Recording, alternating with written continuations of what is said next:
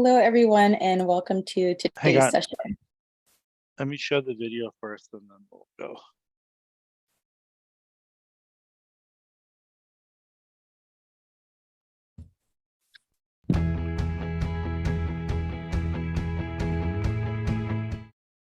Welcome to today's session, everyone.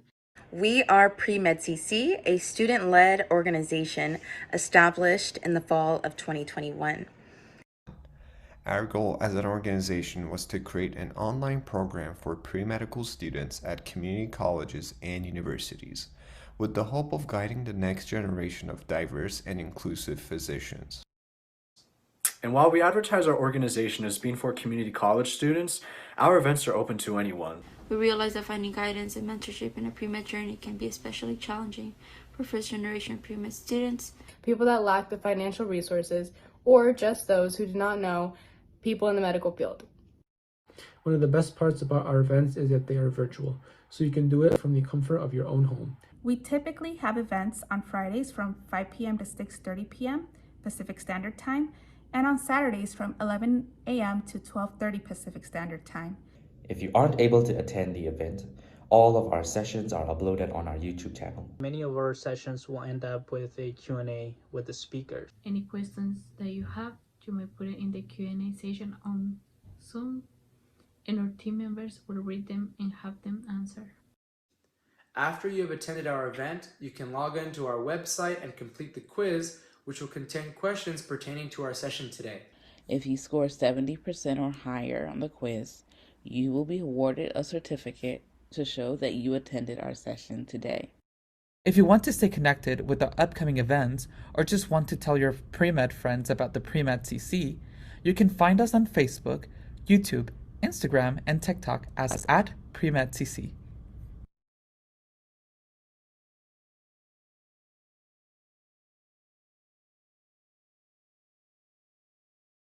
All right. Recognized public health leader dedicated to improving healthcare quality and equity. She recently served as the Assistant Deputy Director of Chronic Disease Prevention for the California Department of Public Health. Past roles include the Director for Reproductive Health in the Los Angeles County Department of Public Health and Adjunct Associate Professor at the Keck University of Southern California School of Medicine. Dr. Ramos currently serves as chair for the American College of Obstetricians and Gynecologists, California and Ecuador Title IX District, secretary for the Executive Board of the National Hispanic Medical Association, and is co-chair for the Women's Preventive Service Initiative Implementation Committee. She serves on many national and international women's health improvement and equity committee.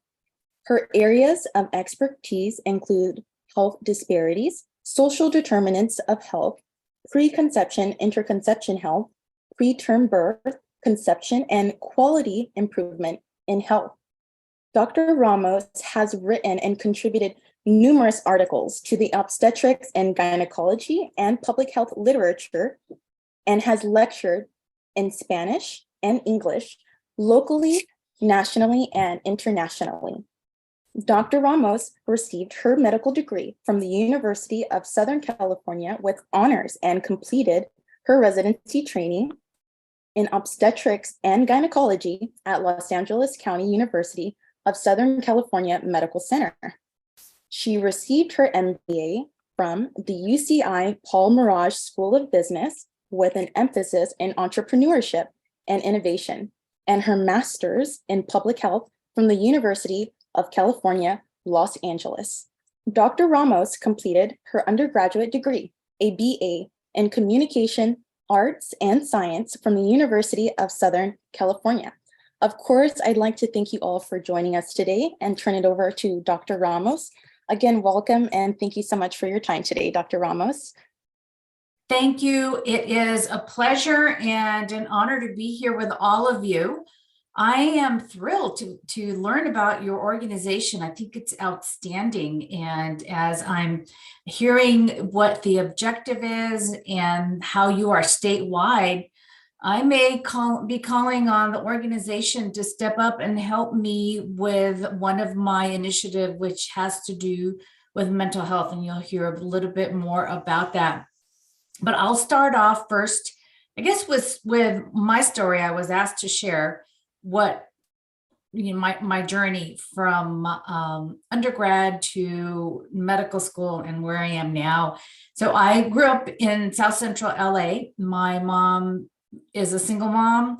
She worked up to 3 jobs, and you know, she came from Mexico when she was 16 years old. Didn't graduate from high school, didn't graduate, obviously no college. So I was first in my family to go to college. And she just wanted to provide the best education that she possibly could. And that's why she worked a lot.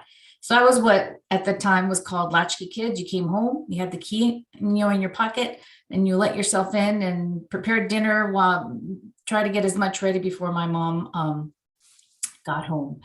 But, you know, I would take the bus from where I lived and take about an hour bus ride to the west side to go to high school. And all I knew is I needed to get really good grades in order to go to college. You know, unfortunately, the advising was not as good as it could have been. I didn't know that there were scholarships just because you were Latina or, you know, of a specific ethnicity. There was no internet, so if you can believe it, so I had to do everything. I remember writing like 70 letters, typing them out by hand, you know, a typewriter. So it's not a computer because the computer was just starting, and just trying to get scholarships to go to pay for college. Fortunately, I ended up getting a full ride to college, and that was, you know, a blessing for me. So I started out, and so this is, I think one of the first lessons to realize.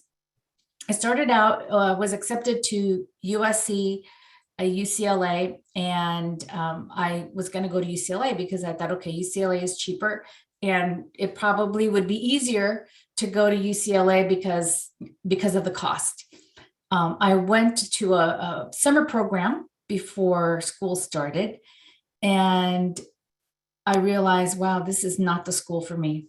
So, I mean, this is it. You know, you got into UCLA and you hear, wow, that's a great school. Yes, it is a great school. But you have to realize that just because you get into the school that you think is where you want to go may not be the right fit.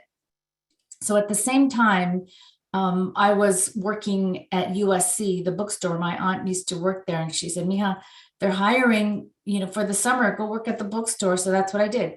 So I would work at the bookstore at USC, and I had a chance to meet the students, and I loved it. I thought, wow, this is very different than my experience at UCLA. And I was taking classes at UCLA. So I approached the admissions office at USC, and I said, you know, you accepted me and I would like to come to USC. So they said, okay. And they gave me a full ride. So I thought, wow, you know, and it was all academic again, because I didn't know that you could get scholarships based upon the fact that you had, you know, you were Hispanic. For me, yeah, that's what I am. So I went to USC, and I started out as a bio major. I knew all along that I wanted to be a doctor. I've always wanted to do something in health, and my mom never said, no, you can't, or why are you going to do that? She always said, okay, let's figure it out. But again, she didn't know how to do it. And I think this is something wonderful from our families, is that we oftentimes have the biggest cheerleaders in our own homes. And we have to remember to always share our stories with them and say thank you. So even to this day, my mom will say, Mija, it's so great that you're doing that. What does that mean? You know, so my biggest cheerleader is my mom. So I started out as a biology major only because that's what everybody says you're supposed to be, or that's what I heard that you're supposed to be, was a bio major. You know, at the time, there weren't these fancy bioengineering, biomedical, it was just straight biology. So I was a bio major, and I didn't do so well the first year. So well, meaning that I think my GPA was like a 3.2. And I met with my biology instructor, my advisor, and he said, Diana, you may want to consider another major, another field, because you're not going to make it into medical school with this GPA that you just started out. And I thought, okay. And his name was Dr. Kurtz. He's since passed away. And I said, okay, thank you. And I looked around the campus, and, I don't take no for an answer. For me, when somebody says, no, you can't do it, that's another way to say, how can I do it? What can I come up with a new solution? So I looked around and I looked to see, well, who are the people that like have more time and seem to be happy? And they seem to be the athletes, right? And the cheerleaders. And I thought, what are their majors? And it was communication. And I thought, okay, if I'm going to be a doctor, I need to be able to communicate with my patients, with my colleagues. So I'm going to be a communication major. And so lo and behold, I didn't realize that communication also had the degree is called communication arts and science. So it actually had anatomy of the ear, of voice. So I thought, whoa, I didn't realize. And so the major at USC had a component of some anatomy and then communication organizational skills. So little did I know that was going to be a huge boom for me in my future career. Later on, I would rely on my communication skills to not only do presentations, but to also communicate in English and Spanish. I realized as a physician, we are the trusted voices for the community. And so to be able to deliver health messages, tips in Spanish has really made a difference in my ability to help the population. And so when I went to college, I had taken a lot of AP courses. So I had that cushion at USC. They gave you credit. So I had like an extra year because I had so many AP courses, credits, that I did just the minimum for the pre-med requirements. And I can tell you that physics was the class that oh my goodness, I really could not, my brain is not physically, is not processed to do physics. I can do a whole bunch of other stuff, but physics, when you start to read, okay, one train is going past the other one at the other speed, and what is the time that they're going to cross? You're not going to need that for medical school. So I knew that I had to take more science courses. And at the time, there were pre-med post-bac programs that would accept you. And the one that I was looking at was the one at UCI. And so if you were accepted into the post-bac program, they would help you prepare for the MCAT. You would take science courses during the following year. For those of you who are not aware, UCI has one of the strongest biology programs in the country for undergrad. And so if schools see that you do well in sciences in a school that has strong science background, they look at those grades more favorably. And so I also did research, and I was at UCI. So I knew the only way you could be accepted was if you were rejected from medical school. So I thought, okay, so I took the MCAT just so that I could be rejected, so that I could get into the post-bac program. And then I applied to, I think it was only 2 schools, and one was USC and the other one was, I think it was Michigan or Wisconsin, only because they didn't charge for the application fee. That was the only reason. And I got secondaries to both. I thought, whoa, well, maybe I may get into medical school, but I didn't get it. But I subsequently, after doing the post-bac program 1 year, I ended up getting into USC Medical School. So for those of you who are looking for, a way to get into medicine, my recommendation, my advice is be persistent and really continue to try. Now the DO schools are increasing more, and the MD schools, the allopathic schools are still there. And so the option is more available now for that DO. Both are going to end up competing for the same residency program. So coming out from either program is really a good way for you to enter, the field of medicine. So be open-minded. So I went to USC Medical School, and I do have to say about the physics. So the last prerequisite that I took was physics, and I took it the summer before I started medical school, and I took it as a pass, no pass. So there's sometimes a strategy to things, and so all I had to do was pass physics, and then I started at USC. The other thing to realize is that I believe there are about 5 medical schools, maybe there's more in the country, that do not have prerequisites. So they don't require you to take the calculus. They don't require you to take the, certain classes that sometimes you think, why am I taking this course? So just be aware of that, but do be prepared in taking the biochemistry, microbiology, anatomy, if you can, to prepare you to do better in medical school. So that would be one piece of advice. So I went to SC Medical School, and there I, again, communication was my degree, and so my science was not as well built, the foundation, as it was for all of the other people that were biology majors and chemistry majors. So instead of doing biochemistry in a full year, I had to learn biochemistry in 6 weeks, because that's how it was taught. So I struggled the first 2 years, but I got through it. And the great thing to remember is that once you're in medical school, the medical schools want you to graduate.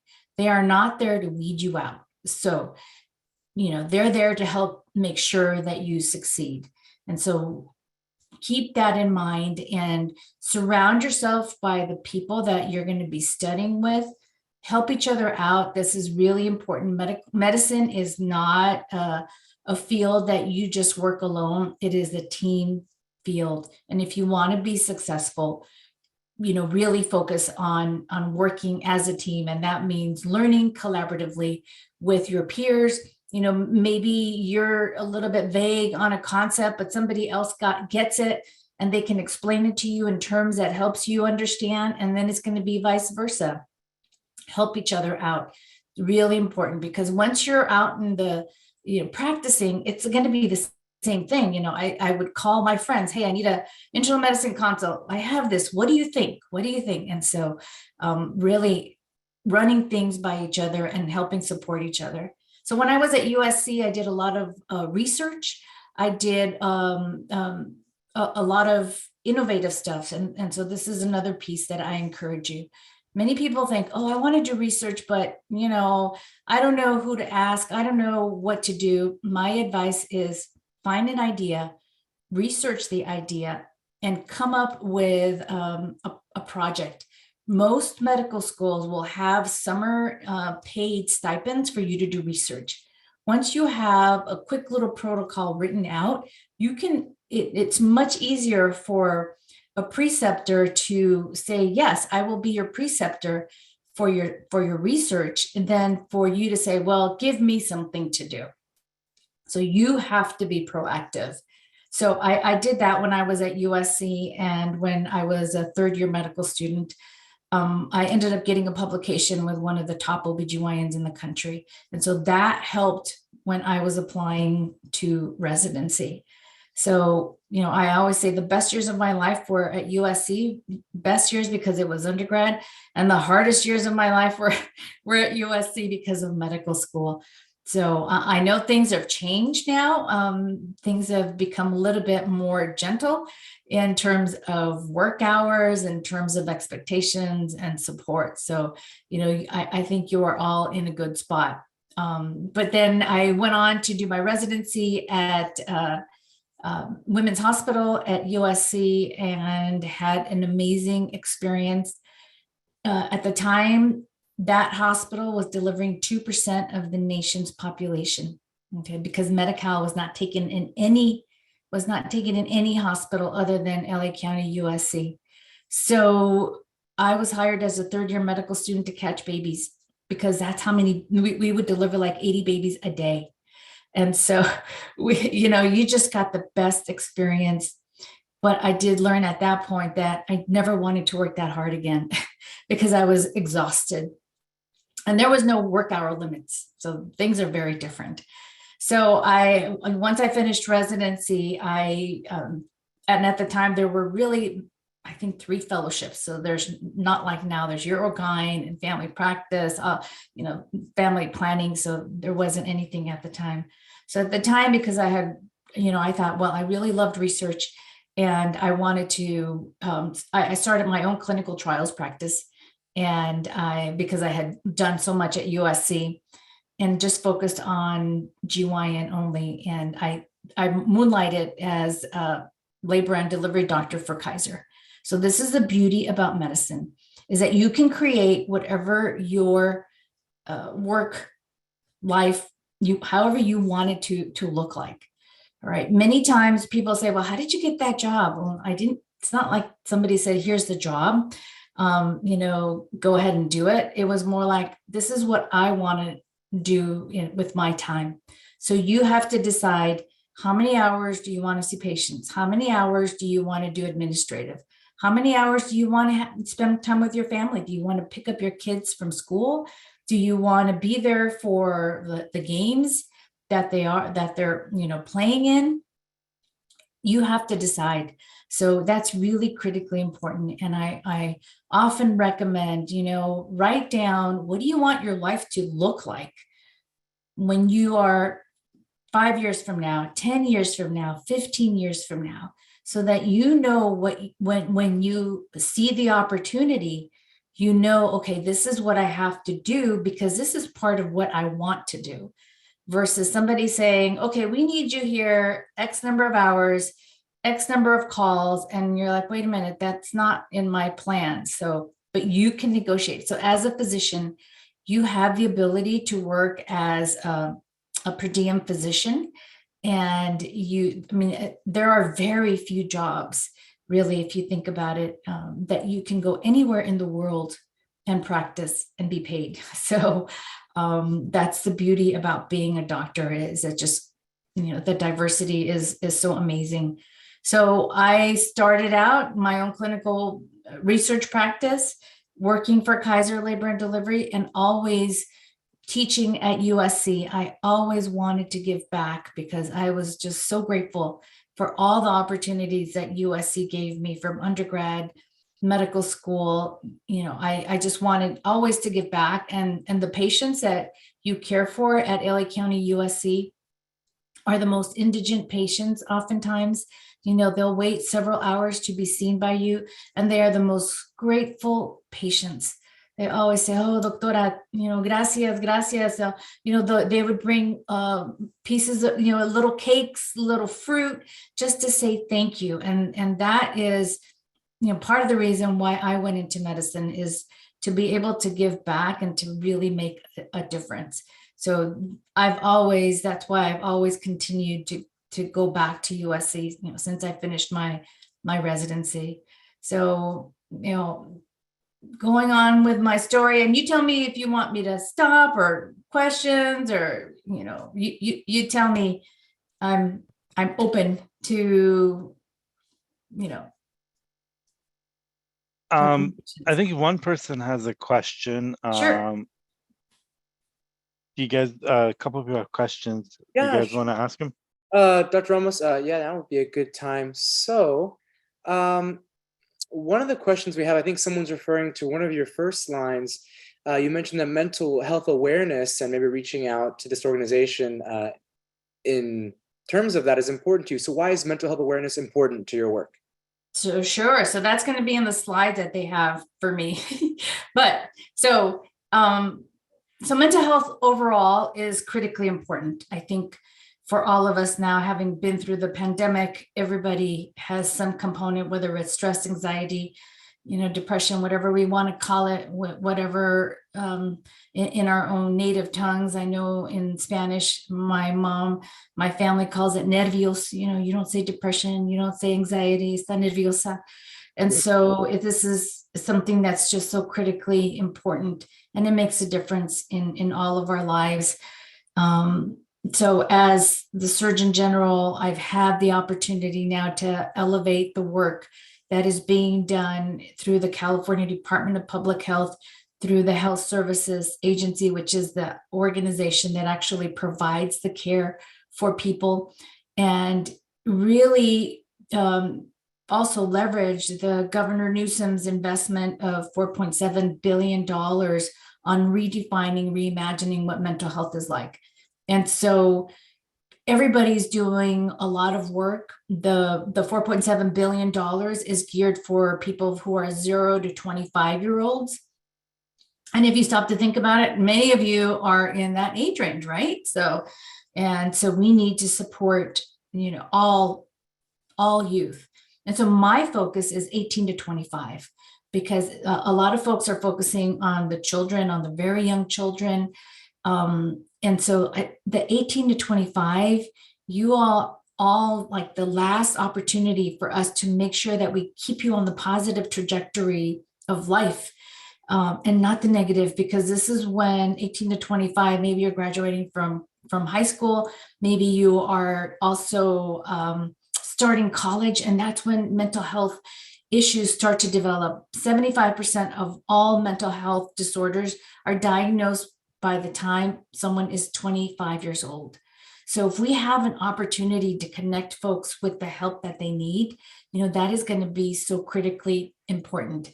And so what I'm doing, and we're teasing all of this out, but what I'm realizing is that there are many, and I started the research, there's many programs out there that are peer-to-peer that help young people helping another young people. There has been a lot of research, a lot of focus groups that have been done by all the various agencies that are focusing on mental health as well. But one of the things that people are realizing is that oftentimes young people do not go immediately to the parents, do not go immediately to a healthcare provider. They go to their friend, right? And so that's why I would love to be able to start a movement. That's what it is, start a movement that everybody knows core information about. How do you recognize when somebody maybe has mental health issues? Where can I get the support, and what do I need to do, right? And so if we all did that, and you have your best friend talking to you, and you start to recognize, whoa, this is what I just learned. Something's going on here. Then you can ask them and then help guide them to the right support. So that's what that's my vision, is to help start a movement. And I can only do that with all of you, but I want to make sure that we do it right. And so this is just in the beginning phases, but that's the mental health piece that I'm looking to start. We do have another question that has come through, Dr. Ramos. And that question is, how do you handle rejection? So rejection is just another way of being guided to the right direction where you're supposed to go. So it's not a direction. It's not a rejection. That's how I look at it. Sometimes we're stubborn, right? Sometimes we're stubborn and we're supposed to be going a certain direction, but like, no, I want to do this. Like, okay, let go. And it's only through quote unquote rejection that you're moved into the right way. So when I was, when my biology advisor said, you're not going to do it. Okay. Had I listened to him, had I, listened to that rejection, I would never be where I am.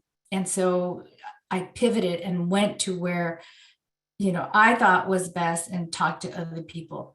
The same thing is going to happen for many when it comes time to, if some of you are transferring to universities, right? Just or even medical schools, and you feel like, oh my gosh, that was my dream school. That was the school that, I really wanted to go to. I can tell you, when I applied for my MBA school, I applied to 2 schools. I applied to UCI because it was local for me, and I applied to MIT because I knew the work that they were doing would help put me in the circle of the people who would help me with what I want to do, the next phase of my life. And I flew out to MIT and I got an interview, and I'm like, wait a minute, you guys didn't accept me? I was rejected, if you want to call it that. But I was accepted into UCI. UCI, actually, they gave me a scholarship. I'm like, whoa, you actually gave me a scholarship? I was not expecting that. And I became a big fish in a little pond. All right. So sometimes things happen because you're being guided to where you're supposed to be. And my experience at UCI has been amazing. And I don't know that I would have had the same experience had I been to and attended MIT, where I really wanted to go, or so I thought. But sometimes you just have to let go and trust. All right. So that's my advice. It's not rejection. It's that you're just being pushed in the right direction where you are supposed to be headed. So when it comes to medical school, if you end up, so I can tell you another story. One of my best friends, she didn't get in. We were both roommates in the post-bac program. She ended up going to Vermont for medical school. And we thought, wow, Vermont's far. And so, yeah, she would have preferred to be in California. But had she not gone to Vermont, she would not have met her husband. So again, sometimes things just happen because that's what's supposed to, that's in your card. So that's, that's how I say it. So look for the positive. And right now, you may not be seeing the positive. But when you look back, you're going to realize, whoa, I realized why that had to happen. Another question, Dr. Ramos, is, do you think a post-bac is worth it? So it depends. So it depends upon what your GPA is, what you're doing, where you want to be. I know now the post-bacs have become very sophisticated since I went through one. I know some of them you get degrees. I know some of them you actually take classes with the medical students. And if you get into that medical school, those classes you don't need to take, and your GPA is already, started, and it's easier to get an A when you are not under the stress of, my gosh, I'm in medical school and you have 5 other classes versus being a post-bac student and you have 2 classes. Right. So it just really depends on what your situation is, where you want to go, what your starting GPA is. It just really depends. And so I do want to bring up that many times the schools, and I know oftentimes people will focus on lots of volunteer, lots of extracurricular stuff, and they forget why they went to college, which was to get a degree and to, if you want to go to medical school, you want to get that GPA, you want to get the MCAT score, you really want to study for the test, because those are the first things that they look at before you can move on to the process that they'll look at all of your extracurricular activities. Thank you, Dr. Ramos. I think that very much demystifies it a bit. I have another question for you. Someone's asking, what would you recommend for a first-year community college student who has a lot of time but are really unsure of where to channel that time while they're considering transfer applications and so on? So I would say, depending upon what school you want to go to, or even what city you're in, is do some research. Do some research and really build up the pre-med. It's never too early to start studying for the MCAT.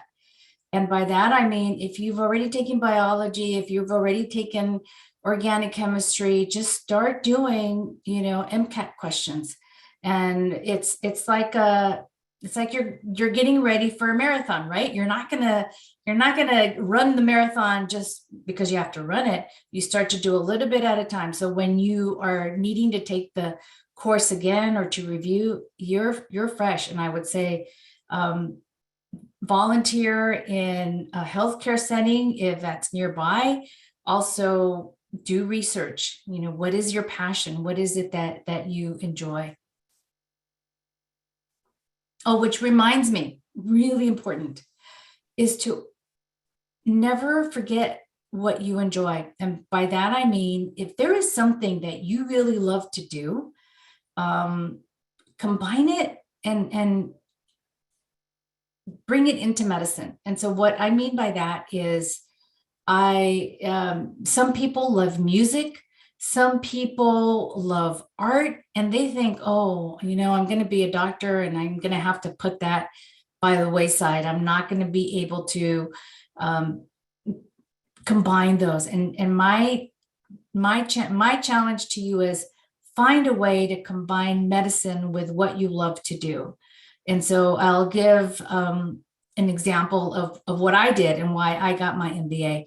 So I love coming up with ideas of how can I reach a broader audience to help educate the public on their own health. And so I would see my son playing Minecraft and Fortnite and all sorts of games. And then I would look at my mom and she was playing Candy Crush. I'm like, Mom, what are you doing? She says, I'm playing Candy Crush. I'm like, okay, if a 73-year-old woman and an 11-year-old boy are both playing games, why can't we use that gaming for something, maybe to do some type of health education? And so that's what I wanted to do, is I wanted to create games that will help educate on, what does it mean to have high blood pressure? What are the numbers? And so what can you do to avoid COVID? So, we came up with the game, but that's what I did. And so that will be, I think, the last chapter of my life, is just really focusing on that. But that's what I mean, is that medicine provides you the ability to combine what you love with, practicing medicine, whatever your field is. And as you were talking, I put a document up there that has the entire content of the MCAT, so you could look at it and study as you go. Perfect. Yeah. Another question that we have, Dr. Ramos, is what type of financial aid is available in medical school? So it depends on the school. It's that's a vague answer. So it really just depends on the school. It depends on the state. It depends if you're a resident of the state where you're going to be going to medical school. It really just is quite variable, and there's scholarships out there that are available, but it really varies upon each individual's GPA and your story and all of your extracurricular, your leadership. The beauty about, finding money now is that you have the internet and you can really scope out a lot of information on various scholarships. Another question that came up was, do you have any tips when finding leadership opportunities as an undergrad?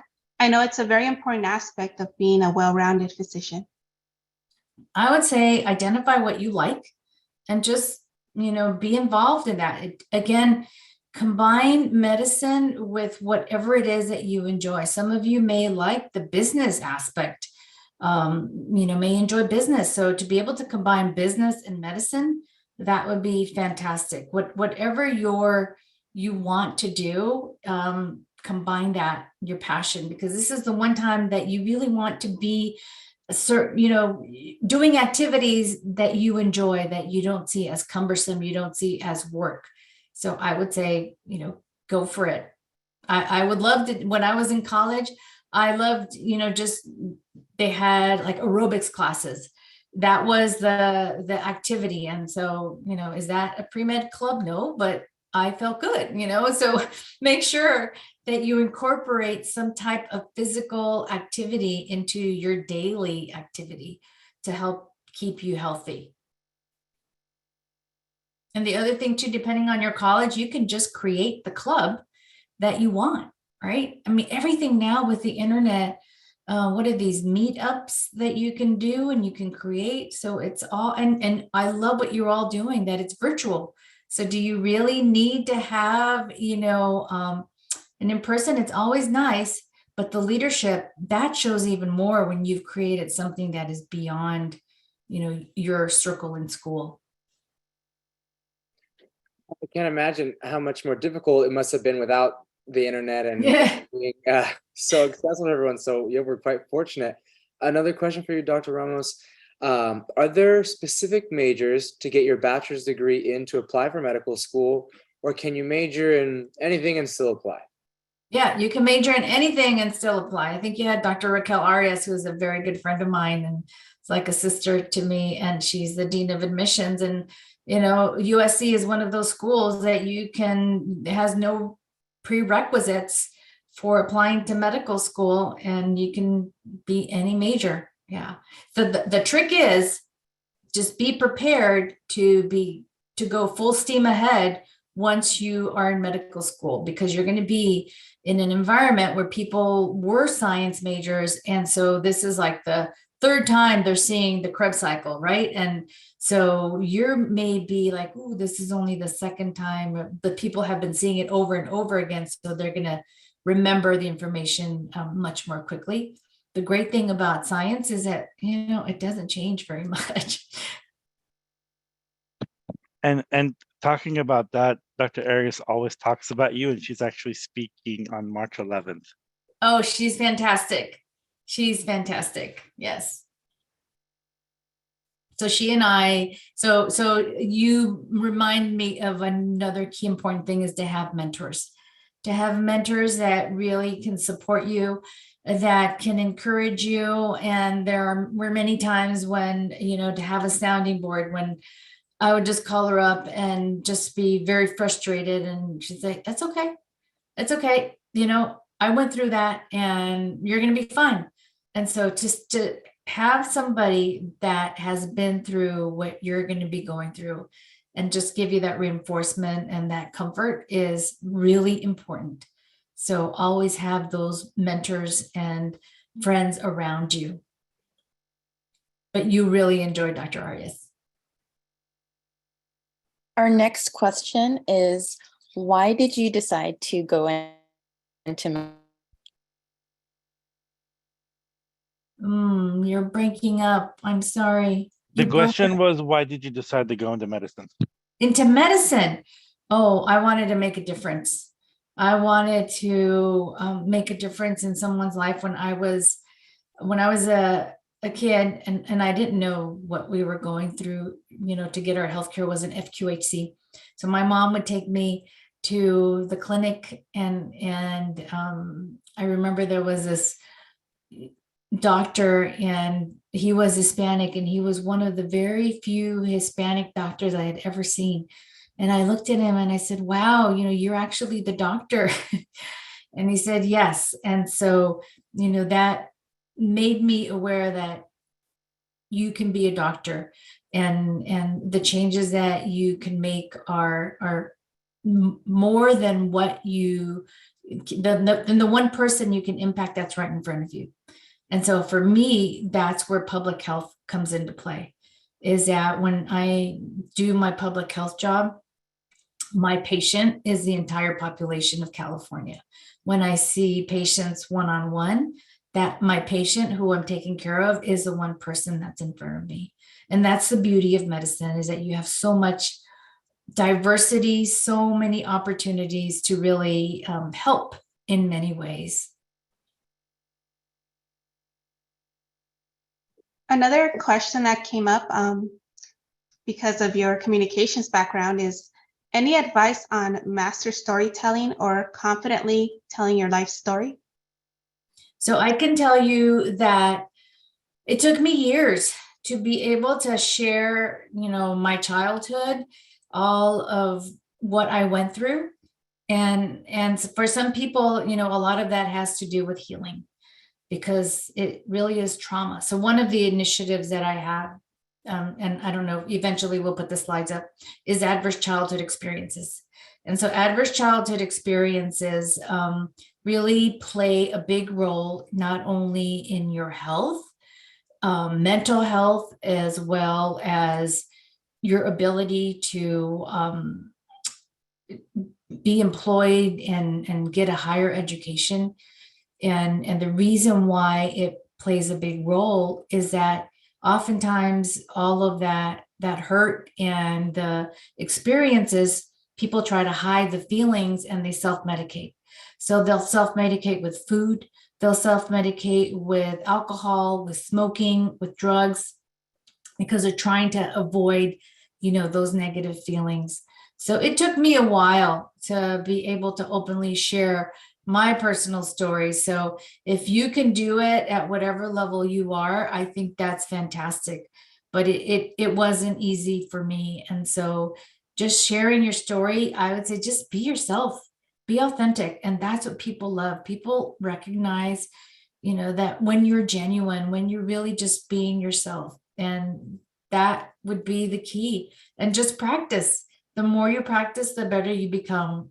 You know, I often remind my son, who's 16, he's like, Mom, you know, I get nervous. I stumble. I'm like, okay, that's all normal. You're human. Welcome, you know, to the realization.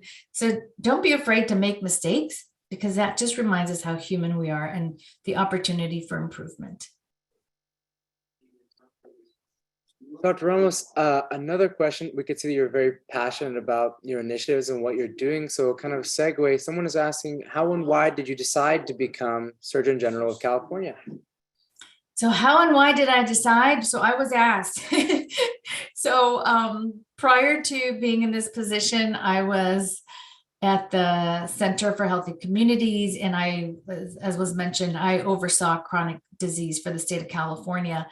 And so I oversaw the cancer registry program. So all of the cancer data sets that California has, nutrition, tobacco, chronic disease, oral health were the big programs that I oversaw. And again, it was that opportunity to make a bigger impact in California. So California is the fourth largest economy in the world, not the country, in the world. So if we stop to think about that, you know, to be able to make a change in our state, you're making a change globally.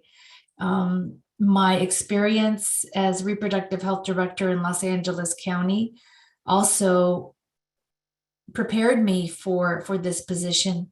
When they were trying to get a hold of me to see if I was interested in the position, I had seen an email and they said something about Surgeon General. And I thought, oh, you know, this must be, this is spam. I just ignored it. It must have been a couple more emails. And finally I got a text and I got a call like, Diana, we're trying to get a hold of you.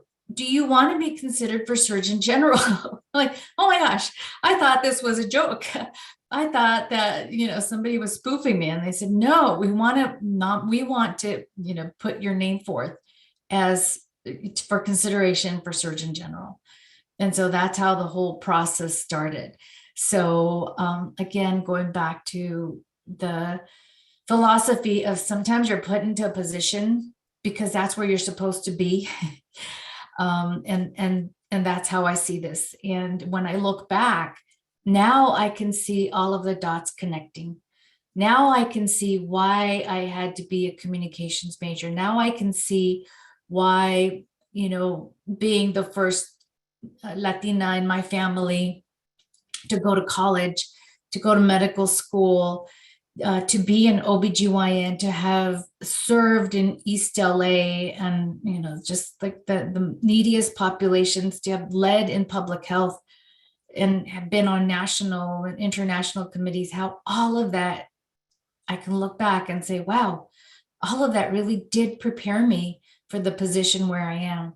because now I not only have the medical, but I have the public health. And more importantly, I have the business background. So if anybody wants to talk about, return on investments and economics, I can speak that language. So again, I just look at, how fortunate I am that all of those pieces were put in my path and in my life to lead me to this position. So you never know, again, for that person who talked about rejection, that rejection is moving you in the direction where you're eventually going to be in the right spot. How fortuitous. Yeah, that wasn't how I expected you arrived there, but just like you said, everything was a stepping stone, prepared you for that moment. Very nice. Mm-hmm, mm-hmm. So if you want, you put the slides that we had, and I think the second slide talked about the initiatives. Or is there another question? Yes. There's a couple more. Okay. However, I'm happy to do whatever. Dr. Ramos, can you tell us more about your current position and the role of the state California Surgeon General versus the federal Surgeon General level? Yes. So first of all, there are only 5 Surgeon Generals in the country. So for the state. And there's Vivek Murthy, who is the National Surgeon General. So the Surgeon General here, my role is to advise and cross-collaborate with the California Department of Public Health, Health and Human Services, to the governor. And so providing recommendations as to, what, based upon the data that we're seeing, what the focus may be. Most importantly, I'm seeing the big piece being communication. So being the voice to the public of, what are we talking about here? Let's simplify it in terms of health. And the analogy I use is, okay, when I had patients and I saw my one patient right in front of me, I would try to simplify it and just talk to them in simple terms and provide them the information so that they can make the right choice, the medical choice for themselves, right? But you need to know the information first. And so that's how I'm seeing it in terms of the communication piece for California, providing information in simple ways that people can understand it, and then they can make an informed decision for themselves. I'm not going to tell them, you need to do this, you need to do that. No, here's information, here's the data, here's how it may relate to you. Talk to your doctor, and then you can make that choice. So as I mentioned before, there's a lot of money being put in mental health. So my office is actually tagged with focusing on ACEs already, because that's what was codified into the state position for the Surgeon General. But I'm also focusing on mental health, as I mentioned earlier, and then reproductive health. So reproductive health as an OBGYN, we are in unprecedented times where reproductive health is undergoing, major definition changes depending upon the state. Nothing has changed here in California in terms of access. So California continues to have the access. California has contraceptions available much more than many other states. So we can buy birth control pills over the counter. You can buy emergency contraception over the counter without a prescription, and so this is completely different than what is available in other states. There's lots of programs, Family Pact, Medi-Cal, that cover contraception to help avoid an unintended pregnancy. So, just to highlight what is happening in California in terms of options, and along that whole reproductive trajectory is included abortion services, because abortion services is a part of reproductive health. The one thing to realize is that abortion is a medical term. And this is where people start to politicize it. No. Abortion is a medical term. When you're all in medical school, you realize, oh yeah. So it's the removal of a fetus, a pregnancy from the uterus, that's an abortion. And it could be a septic abortion, a threatened abortion, a missed abortion. All of those are abortion. And then it's, it's an intended abortion. But if you look at the big term, it's a medical term. And the majority of elective abortions are done before 10 weeks of pregnancy. So that's something else to realize. And then the other piece too is that 52% of women who sought an elective abortion were actually using contraception when they became pregnant. So it's not that they became pregnant without using anything. It's more that their contraception failed them. So maybe it goes back to the education. So maybe it's making the user aware that, oh, if you use an IUD or an implant, that's 99.9% effective, and you don't have to take a birth control pill every single day, and that can help you plan or avoid an unintended pregnancy or unplanned pregnancy. So all of that is part of the education. And then the other piece too is focusing on the disparities of maternal mortality, especially in the Black population. So California has done an amazing job with decreasing the maternal mortality rate. We have the lowest rate in the country, but we still have about 3 to 4 times higher rate in the Black population. So looking to identify what can we do in the hospital, and then again going back to the public, empowering people who can potentially get pregnant. How can you assess before you become pregnant whether you're going to be that high risk patient? Taking out the race piece and really just looking at the objective ways so that we can potentially identify if you're going to be a high risk pregnancy or not. So do you have high blood pressure and are on a medication? Are you over 35? Do you have diabetes? And so all of these things, did you have 2 previous C-sections? I don't know, I'm just saying off the top of my head, but all of these things would make you a higher risk pregnancy so that people will know, ooh, I maybe need to get prenatal care earlier, or if I'm on medication that could be potentially teratogenic, maybe I better go in before I become pregnant to switch on to a medication that will help me avoid any birth defects. So those are the 3 areas, and I had mentioned the ACEs. Another question that came up, Dr. Ramos, is how long did it take you to graduate medical school and become a surgeon? And is the journey long? So medical school was, I did it in 5 years because I did research. I took a year off for research. And then I went to residency program.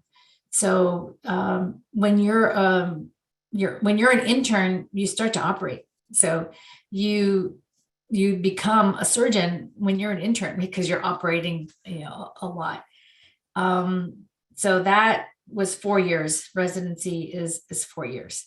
So you can do the math there. But you just start operating, you're a surgeon when you're an intern. And what was the second part? Was it what? The second part was, is the journey long? So yeah. Is the journey. So the journey so here's the other thing too, and this is where a lot of young people get stuck. They think, oh my goodness, it's, you start doing the math, it's 10 years.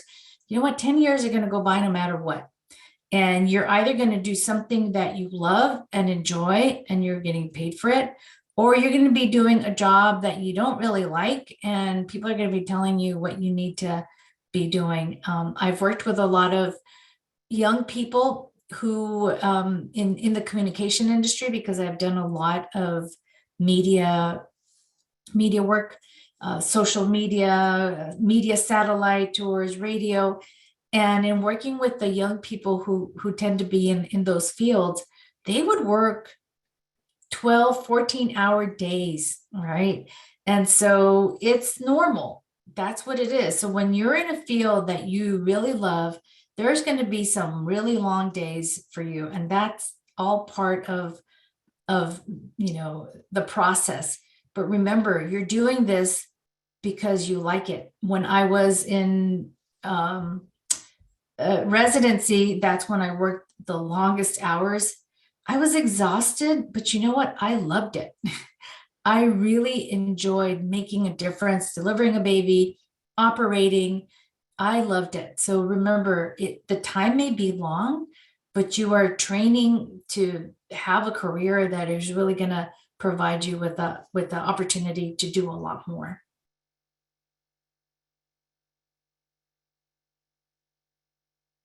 Our next question is, have you ever struggled with imposter syndrome? And if so, how did you overcome it? So absolutely, many times, even now, I think, oh my goodness, maybe they're going to realize, no, you're not the one, we made a mistake. But then you just have to stop and realize, no, there is no mistake because I'm here. And it's just a matter of trusting and realizing that you yourself are just as qualified, if not more. And so once you start to believe in yourself, others will start to believe in you. So it's something that we all go through. And it's unfortunately, it's a lot more common with women and women of color. So that's where you, again, surround yourself with people who can support you. And you'll realize that sadly, it's something that we all experience, but you boost yourself up and, okay, it's a fleeting thought. I'm here. And can you just tell them that, yes, you do get paid in residency. It's not free work. It's not free work. That's correct. So that's, things have changed. So when I was a resident many years ago, the salary was very low. I think we earned $24,000 a year. And so, but that was at LA County, USC. And that they also though provided for housing. And I think the housing, you can rent like a little apartment for $120 and the food was free. Well, so and I, for me, it was like, okay, I don't care. Wow, food is free. I don't care how bad it is. The food is free. Free is free, So I'm like, it's okay. And so but now I know that a lot of the residency programs have unionized and the wages have gone up. The other difference though was when I was a resident, after you got your license, which was as a third year, you can moonlight. So I would moonlight a lot because, wow, I can actually make money now. And so I would moonlight at Kaiser and just do labor and delivery. And I kept going and kept going and I never looked back. So this is the one thing about, medicine is that you can make the money. And the one thing that I encourage you to do is to invest your money wisely. So if you make your right investments, that money will take you a long way. And it doesn't matter how much money you make if you don't save it and if you don't invest it. And I know you're going to be paying off your loans, but always invest, automatically invest the money so that you can, in the long run, you will be so much better off. Now, I think you cannot, I don't know what the regulations are, but they've limited when you can start moonlighting or if you can start moonlighting because of the hours in the cap. So the work hours for residents, but things have changed.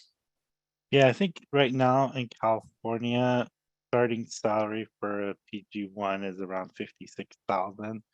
But if you live in San Francisco and certain parts of, they give you like a $1,200 to $1,500 housing stipend on top of your thing. So, you're not gonna live like a tech entrepreneur, but you're still gonna be able to like pay your bills and go to dinner and things like that.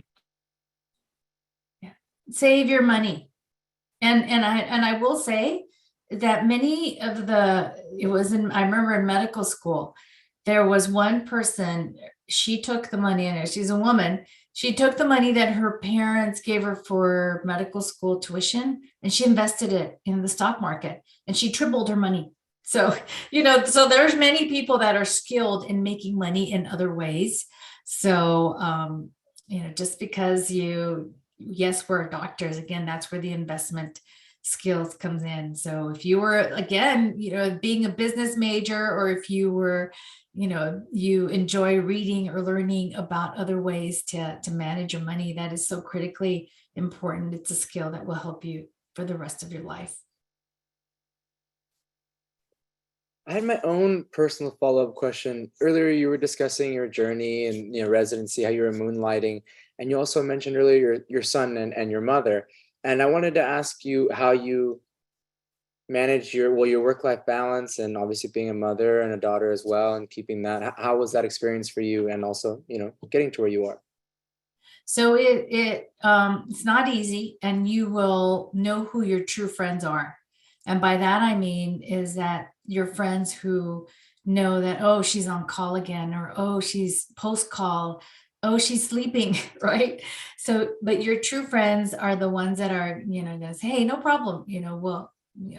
Just stopping by and dropping off food. And I can honestly say that, I have a husband. And so without my husband and my mom, I could not be where I am without their support, because I knew that my mom would be there to help my husband take care of my son, or if I wasn't able to go to a sports game or a play, I know my mom and my husband were there.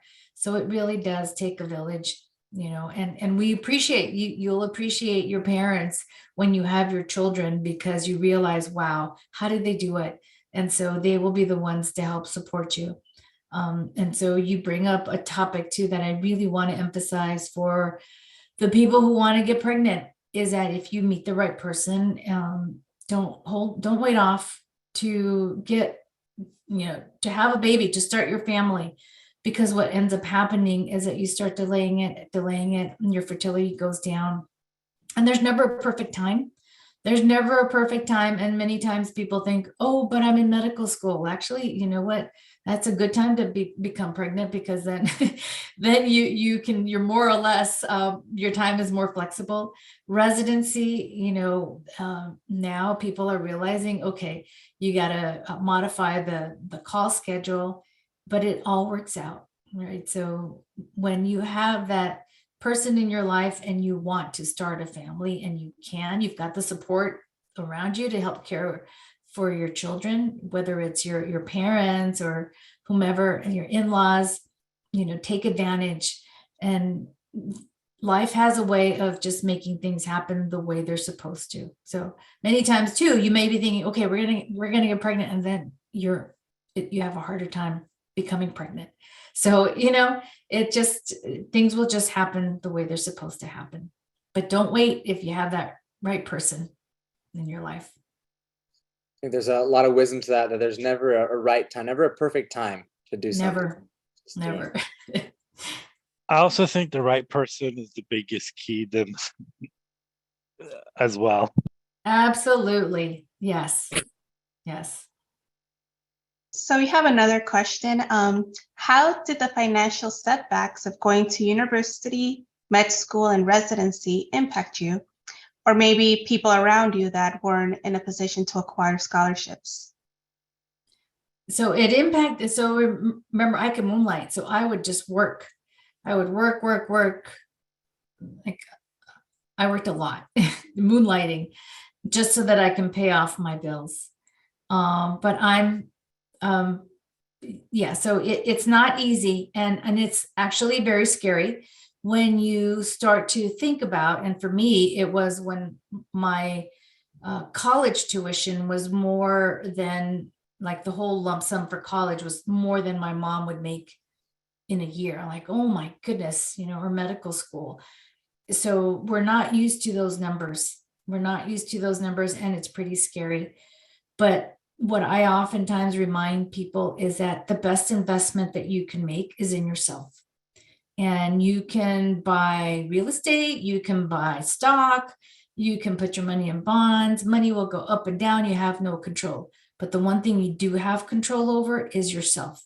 And you know that if you work hard, you stick with it, and you get the help that you need to complete your goal, you will come out, with being that MD. And then you can really work hard, make money, and it will all work out.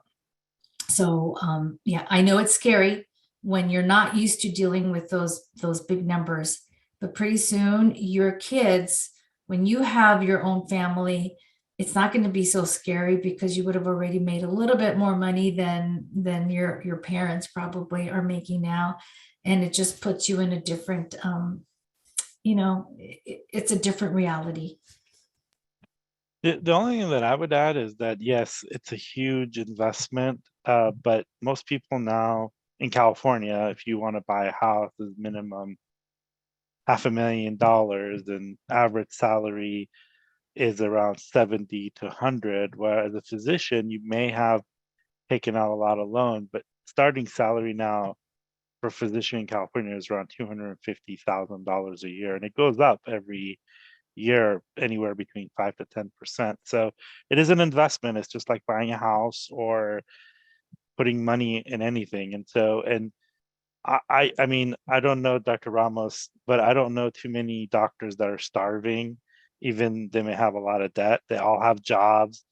They all do many other things like consulting. But once you have that degree, your options are a lot wider. You could do consulting, you could do a lot of things.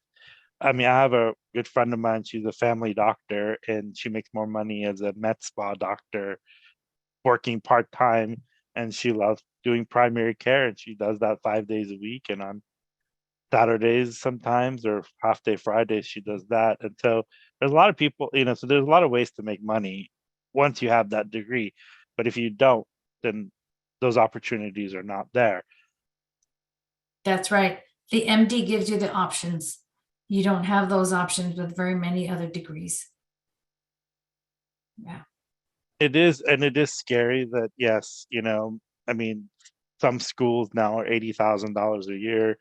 That's the sticker shock, but there's a lot of other programs like Pell Grants. And also California has this program. If you go in an underserved area, they give you $300,000 to pay off your loans. And so there's a lot of programs. But again, all of those don't exist if you're, getting in and completing, that's the big hurdle. The money, like I said, it's so low that the Department of Labor doesn't even keep numbers on unemployed physicians because they all have jobs. And if you're unemployed because you want to be. Right. Yeah. The National Health Service Corps, you can make back, get paid. I know other friends who actually went into the military. So they were, the Air Force, and the Air Force, they did their residency in the Air Force, and then at medical school, they signed up. And so they did Air Force, the Navy. And so that actually is a really good way too, if you're flexible, is that the Navy will pay for, the military will pay for your medical school. They'll give you a stipend every month. You go away for the summer somewhere to train. You are the doctor for, the group of the troop or the group that you're assigned to. That I thought was, wow, that was really good if you're flexible and open to that. And then you don't pay back anything. It's 1 year for 1 year that you you went to medical school 1 year, then you give back 1 year. And then if you want to do your residency with them, then you can continue on with them. And then you've built up VA credit, and you can either, which is good because that will help you buy a house after. So there's so many other programs, and there's lots of ways to get advantages. If you're a veteran, and from like healthcare, retirement, GI Bill. So I know anesthesiologist that she just finished her MBA with the GI Bill after having, served, done her time she was in the Navy, but she did that. She had them pay for her medical school and then the residency. Yeah, actually, a segue to that, we have somebody next Saturday who's going to talk just about that, how she did her medical school and residency. She did it outside, but she's now a fleet surgeon, and she could talk all about her benefits of being a Navy surgeon. Mm-hmm. Yeah. I think Giselle was next. Yes. As a woman, do you think there may have been additional challenges in your journey? Absolutely. and as a Latina woman too, even more so. So just, now medical school, I think it's 50-50, maybe a little bit 55% women. Before, when I was in medical school, it was 25% women. And so not just from my peers, but from patients as well. So you have to remember, being in East LA at LA County USC, I could have passed as one of the patients. And so just getting the respect, or the perceived respect, from the patients, from the nursing staff, was not always there, but that's okay, because that actually taught me the lesson that I know who I am, and I don't need somebody else to validate who I am. I need to be the one to remind myself, okay, soy quien soy, as my mom would say, and no one can take it away from me. So no one can take away the fact that you are a doctor. No one can take away the fact that you are, whatever position it is that you are going to be. So it's okay. We're not going to change other people's mind, but perhaps through their interaction with us, we can start changing their perception and their stereotypes that they have. Another question that came through is, why did you decide to do an MBA, and how has it helped you navigate the healthcare landscape? Yeah, the MBA was my last bastion, and I had mentioned it, that I wanted to create games that promoted health. And so I thought, how can I do this? And I start a business, and I thought, wow, I'll go to get my MBA and learn about entrepreneurship. And that's why I got my MBA with an emphasis in entrepreneurship and innovation, but I also got it with healthcare management. And so just learning, thinking outside the box, because I'm always one of coming up with ideas that are different. Yes, we can do everything that we're doing every single day, everything that we've done, the way that we've done it in the past, but you know what you're going to get? The same results that you have been getting all along. So unless we change the way that we think, the direction, the innovation, we're not going to get a different result, maybe a better result. Maybe it'll make things easier. So the one thing that you learn in MBA school is not only understanding the economics, the accounting, but the other important piece was the organizational development. And by that, I mean, is how do you interact with people? And this is something that you are not taught as a doctor. Like, how do you manage a team? How do you motivate people? How do you negotiate? All of that is business. And that's what they teach you in business school. And so honestly, right now, whenever you're in management, whenever you are at a higher level, the business skills, the organizational development piece that you learn in MBA school really makes a difference. So for me right now, that is the most valuable tool that I have that's helping me with my position as Surgeon General, because I've been through the negotiation classes. I've been through, okay, how are we going to reorganize this? What are the HR challenges? So all of the business piece, not taking care of the patient day-to-day piece, but the management piece. So absolutely, if somebody wants to, and I oftentimes get the question, what should I do, an MBA or an MPH?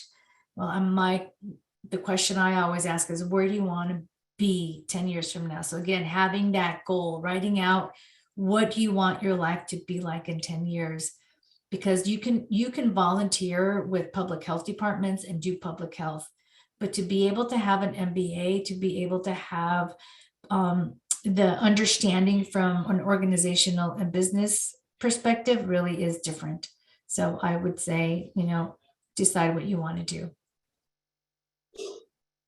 Dr. Ramos, speaking about your education, you mentioned your MPH. Our next question, has your MPH helped you create a bigger impact on social issues with underserved communities than just working with patients as an MD? Absolutely, yes. So when I got my MPH, I got it 10 years after finishing medical school. And I got it at UCLA. I got it as, I did a women's VA fellowship. So this is where you can get other people to pay for your education.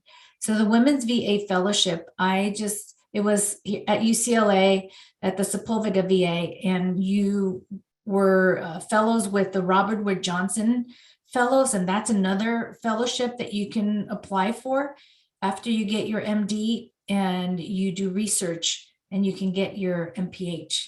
But I got my MPH through that program, and I wanted to do something that impacted more than the one patient that I saw in front of me. And so I was a public health commissioner for LA County, Mike Antonovich at the time.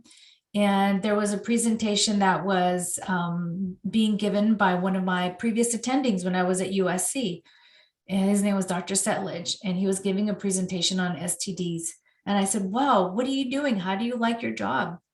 He was a director for maternal child health in LA County. And he says, it's great, I'm retiring. And I told them I was getting my MPH. And he says, why don't you take my job? I could not have taken that job had I not had the MPH. You had to have an MPH. So sometimes the MPH is a requirement for a specific position, if that's what you want, but you needed the MD and you needed the MPH to have the position. So I've created programs for decreasing infant mortality through SIDS reduction, all sorts of programs in decreasing postpartum hemorrhage in LA County. So a lot of programs that impact oftentimes, the people of color, and LA County is very diverse. And so, yeah, I've had an opportunity there and now at the state to be able to impact the health of the state.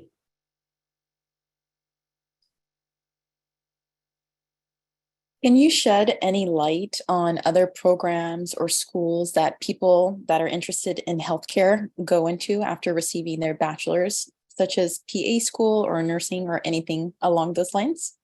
Yeah, so there's PA programs of the physician's assistant, and I understand they're adding like an additional layer of training now for PAs. So I think PAs are a good field. I believe that the training is shorter. The RNs, honestly, I think they have the best of all worlds because they have a good union and they can, depending upon where you're working, you can actually get triple pay for like working on major holidays. So I'm like, whoa, but starting with the RN, you can go on to the BSN, you can go on to the nurse practitioner, you can get your MBA. A lot of the management positions are really being given to the nursing people because they have some of the management skills.